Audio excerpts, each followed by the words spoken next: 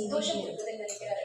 ஆனா அவருடைய மகன், ஐயோ எப்ப பார்த்தாலும் வீட்டுக்குள்ள ஒரே சருகு, முதல்ல மாமரத்தை வெட்டணும் அப்படின்னு தான் எப்பவும் பேசிட்டே இருக்கிறாரு.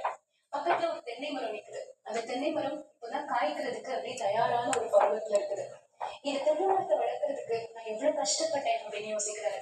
கிணத்துல இருந்து